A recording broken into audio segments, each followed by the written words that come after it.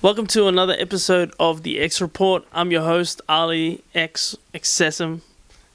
With me right now is VITRIOL, aka Andrew. How are we, guys? Hello. He's my fill-in for Pyro and also my Box Hill correspondent. Yes. Welcome to the show, my friend. Thank you very much. It's a pleasure to be here. For those who didn't go to Box Hill last Thursday at Box Hill Timeout on Station Street, we had a 2v2 this time. Usually we have 1v1, but decided to do something a little bit different, had a bit of a 2v2, and some people that don't usually turn up decided to come out and play. Yeah, we had a few turn out. Some guys like Timic, who's a Smash player, basically, and we had some new guys, OKK, who happened to be there just buying a stick from Toxie. But yeah, good work to him for joining us. We had TW, ZG Now's friend, who also joined us. So it was a pretty good that we had some new fresh faces turn up. And we also had a returning face, Baz, or better known as Cypherian X. Hasn't been to any tournaments in a while and decided to just show up out of nowhere and still in dominating form. So hopefully he actually does start to come out more. As well. Alright, so who finished in third place, VITRIOL? Alright, in third place we had Akira and Nickers. Akira playing Sagat and Guile, whereas Nickers was playing Zangief and T-Hawk.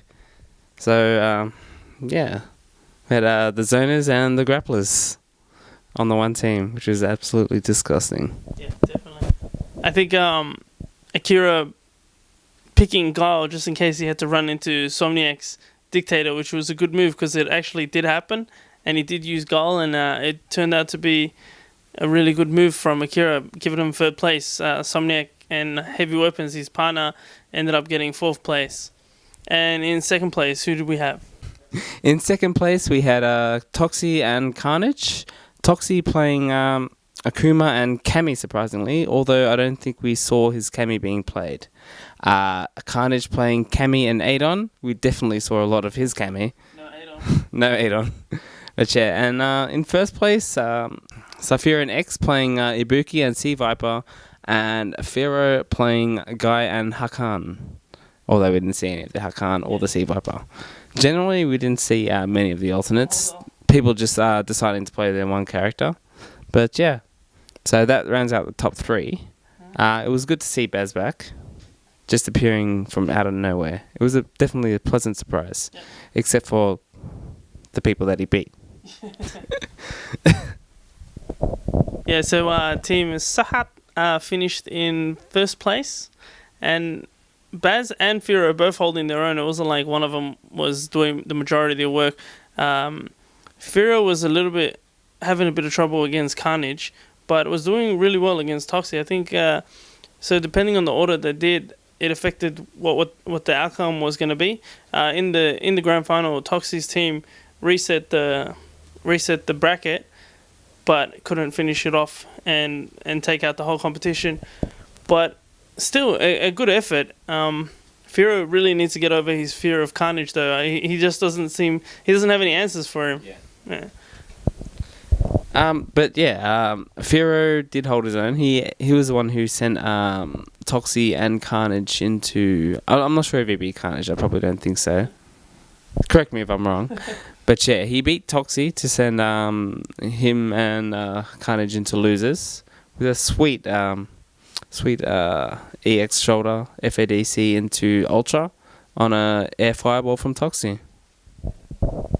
So well done to those guys, and special shout out to Ray, who just recently got sponsored by the SET guys. The Southeast Throwdown guys have sponsored him by giving him chocolates and beer every time he wins. Hopefully we see him level up now that he's representing the SET guys. See, I wish I could get sponsored with beer. That'll make my life so much easier. How did you go anyway?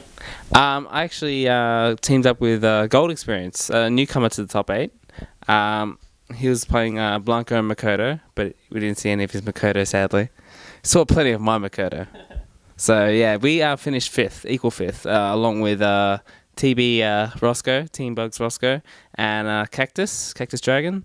And yeah, and to round out the top 8, we had Bort and Excessum, and also another newcomer to the top 8, TW, who was playing Seth, and Random, and ZG Naud, who was playing Rufus, his solid Rufus, and Fei Long. I asked him why he wasn't going to go with Makoto secondary. He soiled me that way. He said he chose Fei Long in case he come up against, I forgot who it was actually, Sagat's. So CG is like admitting that he's a counter picker. That's fair enough. Well done, CG. Alright, so that's it for Box Hill results. A great turnout for the 2v2. Next Box Hill is going to be April the 12th, which is another Thursday. I don't believe it's going to be 2v2 this time. It's going to be 1v1. Hopefully we see you guys come down. Don't forget that it is the only arcade tournament in Melbourne, and I think maybe in Australia. So let's keep the arcade scene alive, guys. And don't forget that you can still register in person for Shadowloo Showdown 2012. You better or come slit your throats, motherfucker. We're going to have to bleep that out. And yeah, that's it, guys. Leave comments below if you liked it or you didn't like it or what you thought of our Box Hill correspondent, VITRIOL. Just be honest with him. He can take it. He's a big boy. Yes. Any last shout-outs, anything you want to say before we head off? Oh yeah, shout-outs to Heavy Weapons. Definitely. He's the one who wants to keep this alive. And it was his birthday, right? It was his birthday, yes. That's right. We got him cake. Oh, yes. We'll include a picture. Yeah, there'll be pictures. It had a special accessory. Cake. Happy birthday again, Mr. Weapons. Later, everyone. See ya.